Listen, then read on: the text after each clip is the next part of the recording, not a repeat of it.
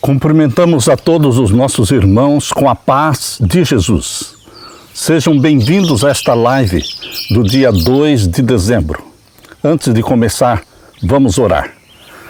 Pai querido que estás nos céus, na Tua presença nos unimos com toda a natureza que canta louvores ao Teu nome. Todos louvem ao Senhor, o único Deus no céu e na terra. É em nome de Jesus que estamos aqui implorando que o Senhor derrame o Espírito Santo sobre mim e os meus irmãos. Que o Senhor nos abençoe no estudo da Tua palavra nesta manhã de sábado. É em nome de Jesus que pedimos e agradecemos. Amém, Senhor. Um feliz sábado para todos vocês. Aqui estamos, queridos, para estudar a palavra de Deus com vocês. E o tema que Deus colocou na nossa mente para estudar com vocês nesta manhã de sábado é pecados para a morte e pecados que não são para a morte. O que significa isso? Abra sua Bíblia e vamos ler na primeira carta de João. A primeira carta de João, capítulo 5. E vamos ver então o verso 16. Aqui diz assim: se alguém vir pecar ao seu irmão, pecado que não é para a morte, pecado que não é para a morte, orará, e Deus dará a vida àqueles que não pecarem para a morte. Há pecado para a morte, e por esse não digo que ore. Toda iniquidade é pecado, e há pecado que não é para a morte. Todo pecado é pecado.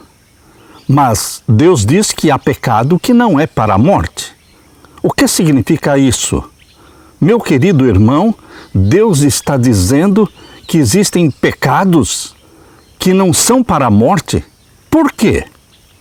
Porque a Bíblia classifica pecados. Pecados por ignorância, pecados inconscientes e pecados voluntários, pecados conscientes, pecados de mão levantada. Todos os pecados conhecidos, todos os pecados conscientes são para a morte. E meu querido irmão, hoje nós queremos dizer para você que Deus exige de você e de mim a santidade que é dele. Deus disse: sede santos, porque eu sou santo. Deus não baixa o padrão. Deus quer vida santa, minha e sua. Jesus Cristo viveu vida santa e Ele é o padrão, Ele é o modelo a ser imitado, meu querido irmão, minha querida irmã. Viver vida santa. Por isso, Jesus Cristo fala na sua primeira carta de João, capítulo 2 e o verso 1. Abra sua Bíblia na primeira carta de João, capítulo 2 e o verso 1. Meus filhinhos, estas coisas vos escrevo para que não pequeis. Eis o alvo de Deus para você. Eis aqui o padrão de Deus para você e para mim.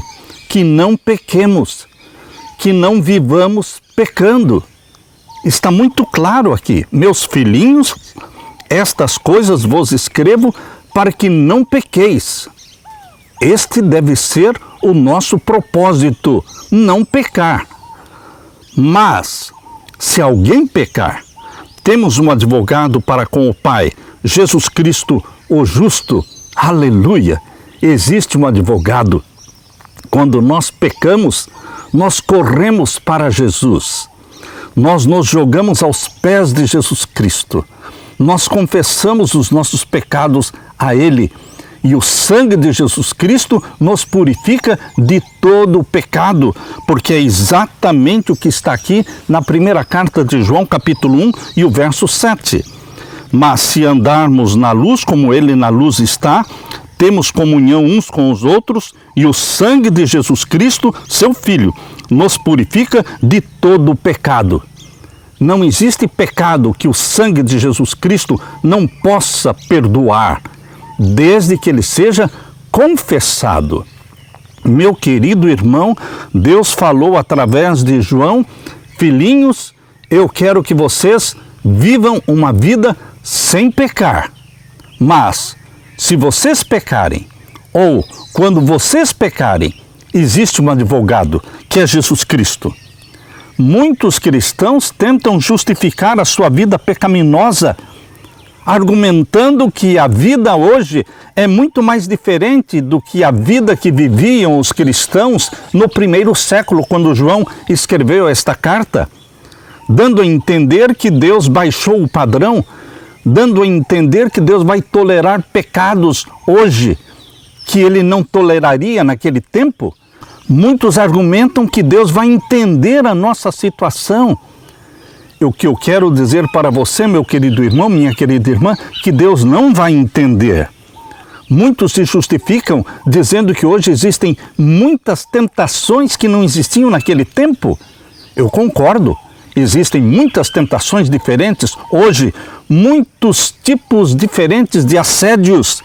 E por causa disso, eles entendem que Deus vai dar um desconto, que Deus vai entender a nossa situação de pecaminosidade hoje.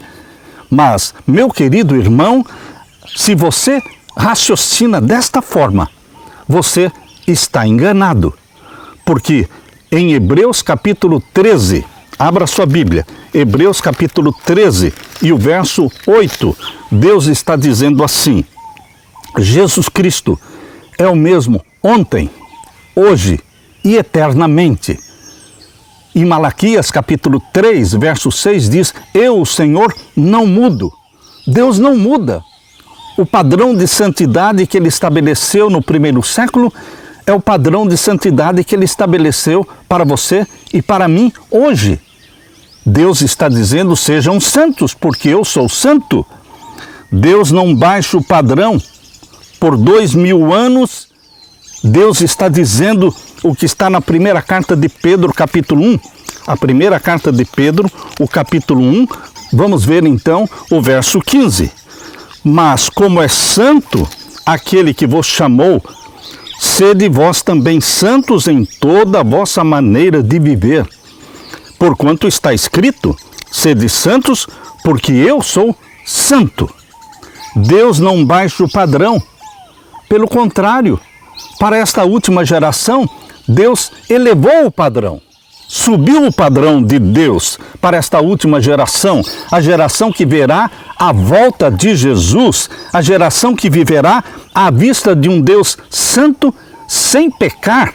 Ora, meus queridos irmãos, por que é que Deus está escolhendo os 144 mil exatamente desta última geração? Os 144 mil, eles vivem um padrão de santidade exigido por Deus. Como é que Deus descreve os 144 mil? Apocalipse 14, abra sua Bíblia. Apocalipse 14, vamos ver então aqui os versos 1 até o verso 5. E olhei, e eis que estava o Cordeiro sobre o monte de Sião, e com ele 144 mil, que em suas testas tinham escrito o nome dele e o nome do seu pai. Na testa dos 144 mil está escrito o nome de Jesus e o nome do nosso Pai. Isso significa que a nossa mente pertence a Jesus. É agradar a Jesus, é fazer a vontade de Jesus. Os planos de Jesus são os nossos planos. Os sonhos de Jesus são os nossos sonhos. E o verso 2 diz: e ouvi uma voz do céu como a voz de muitas águas e como a voz de um grande trovão, e ouvi uma voz de arpistas que tocavam com as suas harpas e cantavam um como cântico novo diante do trono e diante dos 4 seres viventes e dos anciãos, e ninguém podia aprender aquele cântico senão os 144 mil que foram comprados da terra. Estes são os que não estão contaminados com mulheres, que não se contaminam com as filosofias de Babilônia, que não bebem o vinho de Babilônia, porque são virgens. Estes são os que seguem o Cordeiro por onde quer que vai. Estes são os que dentre os homens foram comprados como primícias para Deus e para o Cordeiro, e na sua boca não se achou engano, porque são irrepreensíveis diante do trono de Deus. Esta é a descrição de Deus dos 144 mil. Meu querido irmão, esta é a vontade de Deus. Viver vida santa, imitar, copiar Jesus Cristo. Nós lemos na primeira carta de Paulo aos Tessalonicenses, capítulo 4. Abra sua Bíblia. A primeira carta de Paulo aos Tessalonicenses e o capítulo 4. Vamos ver o verso 3. 1 Tessalonicenses, capítulo 4 e o verso 3. Porque esta é a vontade de Deus, a vossa santificação. Isto é claro. Esta é a vontade de Deus para a sua vida e para a minha vida, a nossa santificação, que vos abstenhais da prostituição. E agora no verso 7, 1 Tessalonicenses capítulo 4 e o verso 7, porque não nos chamou Deus para a imundícia, Deus não nos chamou para que vivamos como todo mundo vive, Deus não nos chamou para andarmos no caminho largo onde todo mundo anda, Deus não nos chamou para sermos como todo mundo é. Nós fomos chamados por Jesus Cristo para sermos agentes de Deus, representantes de Deus, para sermos o rosto de Jesus na terra, para imitarmos Jesus Cristo, para buscarmos a santidade de Jesus. Deus não nos chamou para a imundícia, mas para a santificação. Deus não baixou o padrão, meu querido irmão, minha querida irmã. Nós lemos na meditação matinal, Fé pela qual eu vivo, na página 71, parágrafo 3. No instante em que o homem aceitou as tentações de Satanás, falando de Adão e Eva, no momento em que Adão e Eva aceitaram as tentações de Satanás, e fez exatamente o que Deus havia dito que não deveria fazer, Cristo, Filho de Deus, ficou entre os vivos e os mortos, dizendo que o castigo caia sobre mim, eu vou ficar no lugar do homem, ele terá outra chance. Jesus Cristo, quando Adão e Eva pecaram, se colocou entre o Pai e o pecador, e Jesus Cristo disse, eu vou dar outra chance, que caia sobre mim as consequências do pecado de Adão e de Eva. Queridos, Jesus Cristo veio para dar para você outra chance. Que outra chance é essa que Jesus Cristo quer nos dar? Será que seria uma outra chance de a gente continuar pecando, vivendo uma vida ímpia? Qual é esta outra chance que Jesus Cristo quer nos dar? Não seria por acaso de você e eu podermos voltar para aquela santidade original, para aquele padrão original de santidade? Eu entendo que esta outra chance que Jesus Cristo nos dá é para restaurar em você e em mim aquela santidade com a qual Adão e Eva foram criados e que perderam por causa do pecado, mas que Jesus Cristo veio ao mundo para restaurar em você e em mim esta santidade. Através de Adão e Eva veio a pecaminosidade, mas através de Jesus Cristo veio novamente a chance de voltar ao padrão de santidade original revelada na vida de Jesus. Nós lemos na meditação matinal Alta Vocação, na página 44 e o parágrafo 3. Quão cuidadoso é o Senhor Jesus em não dar ocasião para que a alma pecadora se desespere. Ele, Jesus, cerca a alma pecadora dos ferozes ataques de Satanás. Se através de múltiplas tentações somos surpreendidos ou enganados pelo pecado, Jesus não se afasta de nós e não nos deixa perecer. Aleluia! Aleluia! Mesmo quando nós caímos em pecado, Jesus não se afasta de nós e não nos deixa perecer. Não é isso que acontece. O nosso Salvador orou por nós. O nosso Salvador não nos deixa perecer. Alta Vocação, página 44, parágrafo 3. Em Romanos capítulo 8 e o verso 34 nós lemos assim: Cristo está à direita de Deus e também intercede por nós. Jesus Cristo está à direita do Pai e intercede por você. Quando Pedro estava negando a Jesus, Jesus estava orando por ele, desejoso de ajudá-lo. E a mesma compaixão manifestada por Pedro para salvar Pedro é também oferecida a todo indivíduo que caiu em tentação. É o ardil especial de Satanás levar o homem ao pecado e então deixá-lo desamparado e tremente, receando suplicar pelo perdão. Mas por que devemos temer? Se Deus disse que se apodere da minha força e faça paz comigo. Meu querido irmão, por que temer? Se Deus está dizendo para você que se apodere da minha força e faça paz comigo, sim, que faça paz comigo. Isaías 27, verso 5, foram tomadas todas as providências foram tomadas para que as nossas fraquezas sejam vencidas e perdoadas, e foi oferecido todo encorajamento para nos achegarmos a Jesus Cristo. Parábolas de Jesus, página 78, parágrafo 1. Para avançar sem tropeçar, nós precisamos ter a certeza de que uma mão onipotente nos sustentará e uma piedade infinita é exercida em nosso favor. Caso venhamos a cair, unicamente Deus é capaz de ouvir em todo o tempo nosso grito por socorro. Filhos e filhas de Deus, página 154, parágrafo 4. Muitas vezes, quando os filhos fracassam, os pais os repreendem, os pais os castigam e muitas vezes os desencorajam. Mas Jesus não é assim. Ele nunca desencoraja você. Jesus nunca desanima você, por pior que seja a sua vida de pecados.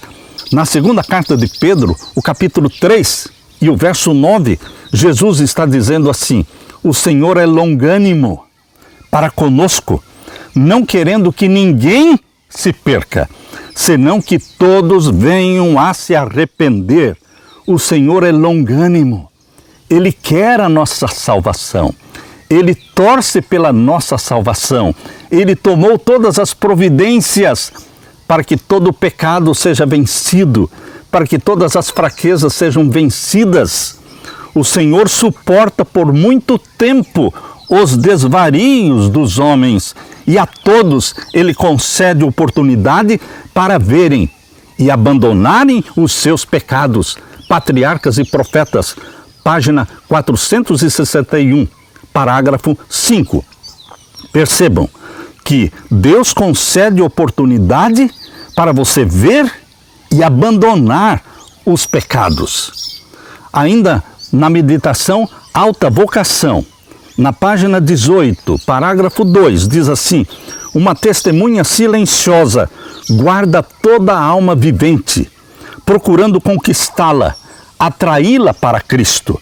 Os anjos nunca deixam o tentado como presa do inimigo que destruiria a vida dos homens caso isto lhes fosse permitido. Enquanto há esperança, até que eles resistam ao Espírito Santo para sua ruína eterna, os homens são guardados por seres celestiais. Enquanto há esperança, os homens e mulheres pecadores são guardados por seres celestiais. Alta Vocação, página 18, parágrafo 2. Meu querido irmão, o Divino Mestre suporta os que erram em toda a perversidade deles. Presta atenção nisso. Eu estou lendo o livro Educação, página 294, parágrafo 2. O Divino Mestre suporta os que erram em toda a perversidade deles. Seu amor não arrefece. Olha só que lindo pensamento. O amor de Jesus Cristo não diminui por você quando você peca. Seu amor não arrefece. Não cessam os seus esforços para ganhá-los. Com os braços estendidos, Jesus espera para, repetidas vezes, dar as boas-vindas aos errantes, aos rebeldes e mesmo aos apóstatas. Seu coração se sensibiliza com o desamparo da criancinha, sujeita a um tratamento severo. O clamor do sofrimento humano jamais atinge o seu ouvido em vão. Qualquer clamor, qualquer lágrima, qualquer gemido da alma pecadora atinge os ouvidos de Jesus Cristo. Ele ouve. Aquele que mais facilmente é tentado e mais propenso é a errar, constitui o objeto especial da sua solicitude. Eu tenho que ler novamente este pensamento. Está no livro Educação, página 294, parágrafo 2. Aquele que mais facilmente é tentado e mais propenso é em pecar, em errar, constitui o objeto especial da sua solicitude. Os olhos de Jesus estão voltados para os que são mais fracos, para aqueles que são mais tendenciosos ao pecado. Você, meu querido irmão, por maior que seja a sua fraqueza, por maior que seja a sua tendência, a sua propensão para o pecado, para os vícios, os olhos de Jesus estão voltados para você. Ele olha para você como a menina dos seus olhos. E nós lemos em Salmos 103, abra sua Bíblia. No livro de Salmos, vamos ver então o Salmo 103. Salmo 103, vamos ler então o verso 13 e 14. Leia comigo. Como um pai se compadece dos seus filhos, assim o Senhor se compadece daqueles que o temem, pois Ele conhece a nossa estrutura, lembra-se de que somos pó. Olha, meu querido irmão, que linda mensagem que Deus está falando para você, ainda aqui no Salmo 103 e o verso 11. Pois quanto o céu está elevado acima da terra, assim é grande a sua misericórdia para com os que o temem. Quanto está longe o oriente do ocidente, assim afasta de nós as nossas transgressões. Bendito seja Deus, bendize a minha alma ao Senhor, e tudo que há em mim, bendiga o seu santo nome. Salmo 103, verso 1. Verso 2, bendize a minha alma ao Senhor, e não te esqueças de nenhum dos seus benefícios. Verso 3, é Ele que perdoa as nossas iniquidades, é Ele quem sara as nossas enfermidades. É Ele quem nos abençoa, que nos perdoa.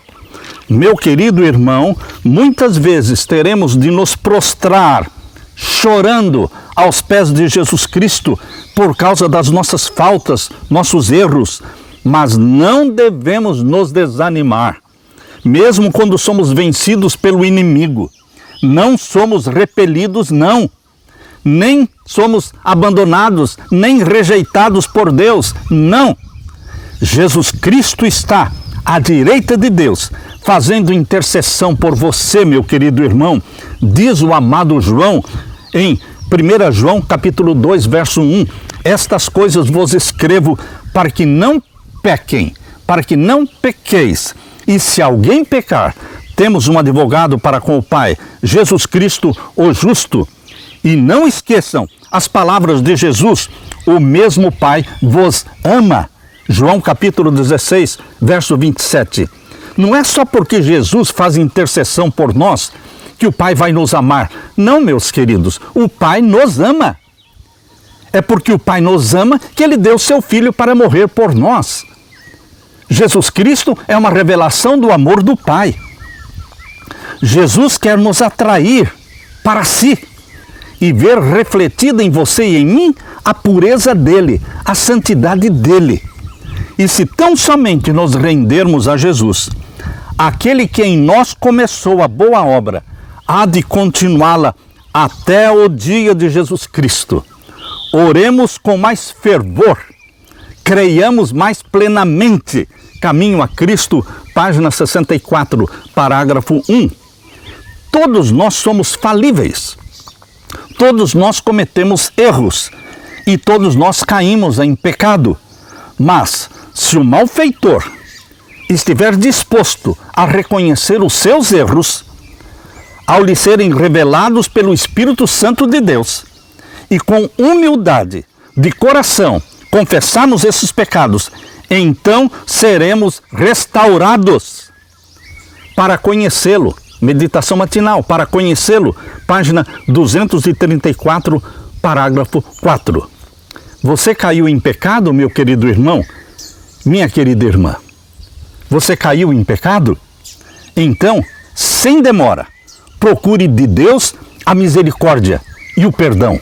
Corra para Jesus.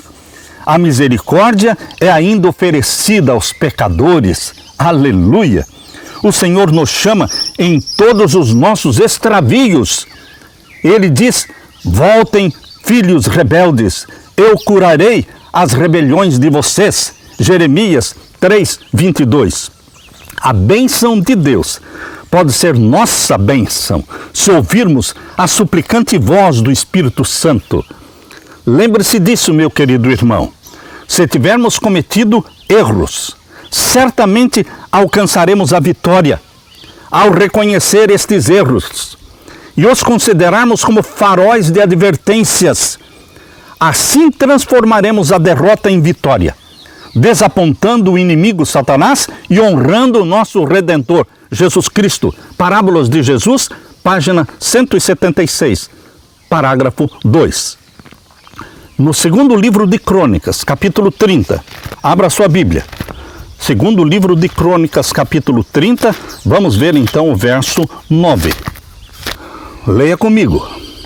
Porque em vos convertendo ao Senhor, vossos irmãos e vossos filhos acharão misericórdia perante os que os levaram cativos e tornarão a esta terra, porque o Senhor vosso Deus é piedoso. Aproprie-se dessa bênção, creia nessa bênção, porque o Senhor vosso Deus é piedoso, misericordioso, e não desviará de vós o seu rosto, se vos converterdes a Ele. Temos que nos arrepender, temos que correr para Jesus Cristo. E em Ezequiel capítulo 18, abra sua Bíblia, Ezequiel capítulo 18, vamos ver então os versos 30 a 32. Ezequiel 18 e os versos 30 a 32. Aqui diz: portanto, eu vos julgarei a cada um conforme os seus caminhos, ó casa de Israel, diz o Senhor Jeová.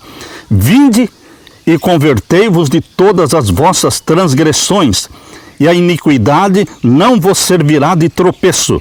Lançai de vós todas as vossas transgressões, com que transgredistes, e criai em vós um coração novo e um espírito novo.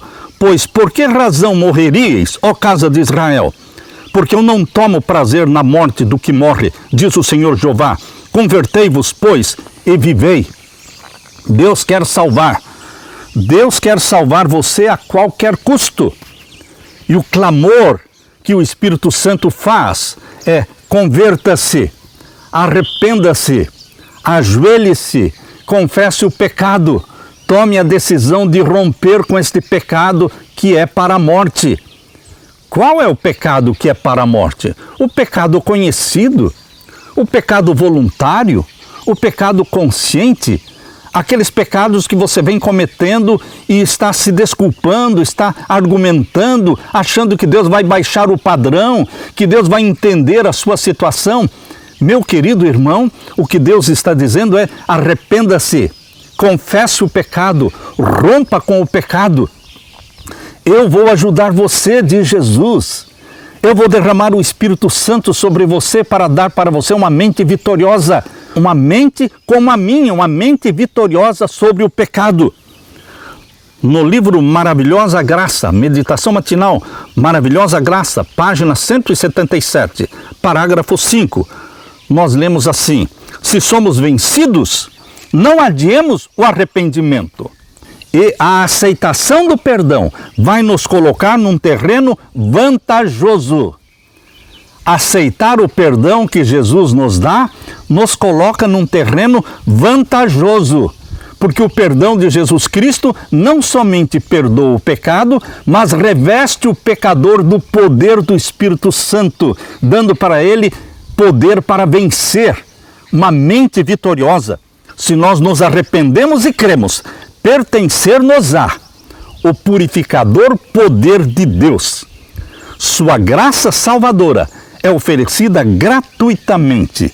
Pecador algum precisa se perder. Pleno e gratuito é o dom da graça salvadora. Maravilhosa Graça, página 177, parágrafo 5.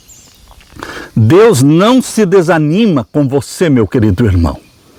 Deus não se desanima conosco por causa dos nossos pecados. Ele sabe que nós somos pecadores, mas Ele tomou todas as providências, não só para perdoar os seus pecados, mas também para revestir você de poder, para ter a vitória sobre o pecado. Podemos cometer erros e ofender o Espírito de Deus, mas quando nos arrependemos e vamos ter com Ele, com o coração contrito, Ele não nos faz voltar. Isso significa que Ele não vai fechar a porta para você, Ele não vai dar as costas para você. Existem empecilhos a serem removidos? Temos acariciado sentimentos errados? Tem havido orgulho na sua vida, presunção, impaciência, murmurações? Tudo isso nos separa de Deus. Os pecados devem ser confessados. Tem de haver mais profunda obra da graça no coração. No livro Fé e Obras, página 31, parágrafo 3.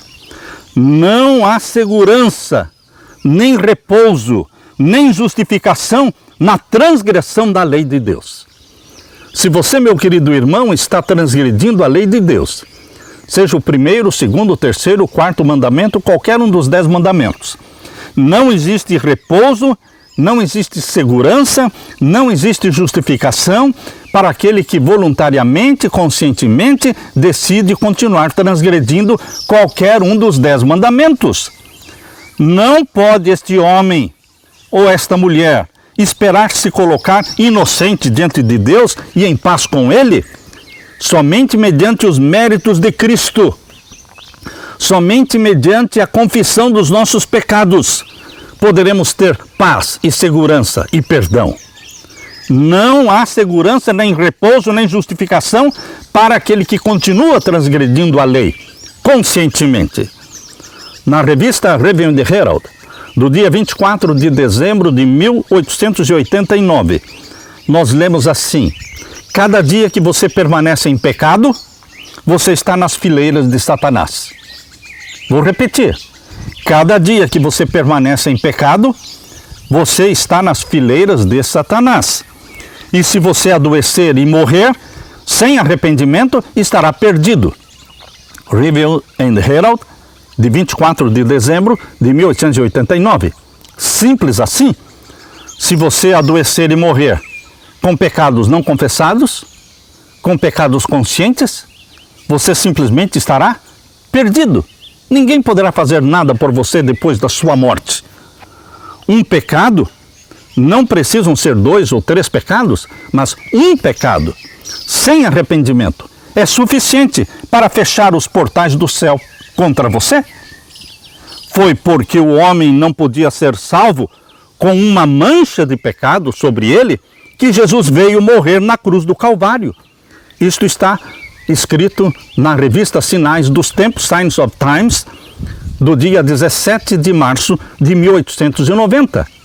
Portanto, meu querido, um pecado é suficiente para fechar os portões do céu para você. Ah, então o padrão de Deus é muito elevado. O padrão de Deus é elevado, é vida santa. Ah, então é impossível. Não, não é impossível. Porque Deus está disposto a perdoar todos os pecados que você confessar. Agora, é óbvio, se você rejeita confessar, se você rejeita abrir mão do seu pecado, então você vai morrer com este pecado. E as portas do céu estarão fechadas para você. Sua única segurança, meu querido irmão, minha querida irmã, Sua única segurança, e minha única segurança, é vir a Cristo e cessar de pecar neste exato momento. Não deixar isso para amanhã, porque eu não sei se estarei vivo amanhã. Por isso, na revista Signs of Times, Sinais dos Tempos, do dia 29 de agosto de 1892, Deus falou através da sua serva: sua única segurança é vir a Cristo e cessar de pecar neste exato momento. É hoje o dia da confissão. É hoje o dia de dizer: Senhor, eu pequei. E Jesus Cristo vai dizer: seu pecado está perdoado. E Ele dará o perdão. E derramará sobre você o Espírito Santo. Ele dará para você a vitória sobre esta tendência pecaminosa. A doce voz da misericórdia está soando em seus ouvidos hoje. Mas quem pode dizer se esta voz soará amanhã? Quem pode dizer? Se amanhã a voz de Deus vai continuar soando aos seus ouvidos? Portanto, sua única esperança é vir a Cristo e cessar de pecar hoje, neste exato momento. Hoje, se ouvirdes a voz do Espírito Santo, não endureçais os vossos corações. Hoje é o dia da salvação. Nós lemos em Isaías 55, abra sua Bíblia, Isaías capítulo 55 e os versos 6 e 7. Isaías capítulo 55 e os versos 6 e 7. Buscai ao Senhor enquanto se pode achar. Qual é o tempo para buscar o Senhor? Hoje. Buscai ao Senhor enquanto se pode achar. Invocai-o enquanto está perto. Deixe o ímpio o seu caminho e o homem maligno os seus pensamentos, e se converta ao Senhor, que se compadecerá dele. Torne para o nosso Deus, porque grandioso é em perdoar. Grandioso é em perdoar. E isto também está em Salmos 34, verso 18. Perto está o Senhor dos que têm o coração quebrantado e salva os contritos de espírito. Agarre-se, meu querido irmão, a estas promessas da palavra de Deus. Tome posse destas promessas e elas serão suas hoje mesmo. Nós lemos no segundo livro de Crônicas, capítulo 7, verso 14. Se o meu povo, que se chama pelo meu nome, se humilhar e orar e buscar a minha face e se converter dos seus maus caminhos, então eu ouvirei dos céus e perdoarei os seus pecados e sararei a sua terra. Segundo Crônicas 7,14. O povo de Deus não deve estar satisfeito até que todo pecado conhecido seja confessado. Vou repetir. Estou lendo o que está em Testemunhos, volume 1, página 167, parágrafo 1. O povo de Deus não deve estar satisfeito até que todo pecado conhecido seja confessado. Então é seu privilégio e dever crer que Jesus Cristo os aceita. Você está salvo em Jesus? Sabe por que as pessoas têm dúvida da salvação? Elas dizem: eu não sei se eu estou salvo ou perdido. Sabe por que existe esta dúvida na salvação? Porque existe a prática do pecado conhecido. A prática do pecado que é para a morte. O pecado que é para a morte são pecados conhecidos, voluntários, conscientes. E isto mina a sua fé, destrói a sua fé. E você vive em dúvidas da salvação. Mas uma vez confessando os seus pecados, lembre-se que ninguém vai se perder por pecados de ignorância, ninguém vai se perder por pecados inconscientes, mas os pecados conhecidos são pecados para a morte. Temos que confessá-los, abandoná-los e sermos perdoados e nos alegrarmos com a alegria da salvação. Devemos nos lembrar que todos os pecados secretos, todos os pecados ocultos são pecados conhecidos. Não pense que os pecados secretos, os pecados ocultos, são pecados inconscientes. Não. São pecados conscientes, só que são secretos. A diferença é que os pecados secretos somente você e Deus conhecem quais são. Todos esses pecados devem ser entregues, confessados e perdoados. Aleluia! Nós estamos aqui falando do ciúme, da inveja, do ódio, da malignidade, do desejo de vingança, da concupiscência, daquilo que você faz no escuro, meu querido irmão. Ou quando você está sozinho e que ninguém está vendo, estamos falando desses pecados secretos.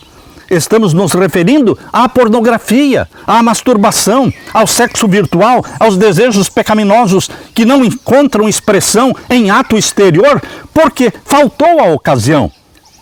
Não faltou a vontade, faltou a ocasião para praticá-los. Todas as emoções pecaminosas serão tomadas em conta no dia em que Deus há de trazer a juízo toda obra, com toda coisa secreta, quer seja bom, quer seja mal. Eclesiastes 12, 14. Existem, porém, os pecados da ignorância. Desses o Senhor cuidará. Deus não leva em conta o tempo da ignorância. Atos 17, 30. Não são os pecados da ignorância que podem nos tirar do céu, mas os pecados conscientes, familiares, secretos, voluntários, esses sim precisam ser confessados, abandonados e perdoados. Não existe provisão para cegueira voluntária. Eventos Finais, página 218. A confissão verdadeira tem sempre um caráter específico. A confissão verdadeira não fala perdoa todos os meus pecados. A confissão verdadeira tem caráter específico. Você dá nome aos pecados que você está confessando. Você faz distinção dos pecados. Estes podem ser de natureza que devam ser apresentados a Deus unicamente. Podem ser faltas que devam ser confessadas a pessoas que por elas foram ofendidas. Ou podem ser de caráter público, devendo então ser confessados com a mesma publicidade. Toda confissão, porém, deve ser definida e sem rodeios, reconhecendo justamente os pecados dos quais somos culpados. Caminho a Cristo, página 38, parágrafo 1. Meu querido irmão, regozije-se com a graça divina, graça, misericórdia divinas. Se confessarmos os nossos pecados, Jesus está falando. Ele é fiel e justo para nos perdoar os pecados e nos purificar de toda injustiça. 1 João 1,9. A palavra perdoado será escrita junto ao seu nome. Bem-aventurado é aquele cuja transgressão é perdoada e cujo pecado é coberto. Bem-aventurado o homem a quem o Senhor não imputa a maldade e em cujo espírito não há engano. Salmos 32, versos 1 e 2. O sangue de Jesus Cristo nos purifica de todo o pecado. 1 João 1,7. Meu querido irmão, Deus não baixa o padrão, mas Deus eleva você ao padrão de Jesus Cristo. Sejam santos porque eu sou santo. Mas não é você que conquista a santidade. É Deus quem derrama sobre você a santidade. É Deus que reveste você com a santidade de Jesus Cristo. E dá para você a mente santa de Jesus Cristo. Ele tomou todas as providências para que você e eu sejamos perdoados e santificados, porque Ele é santo.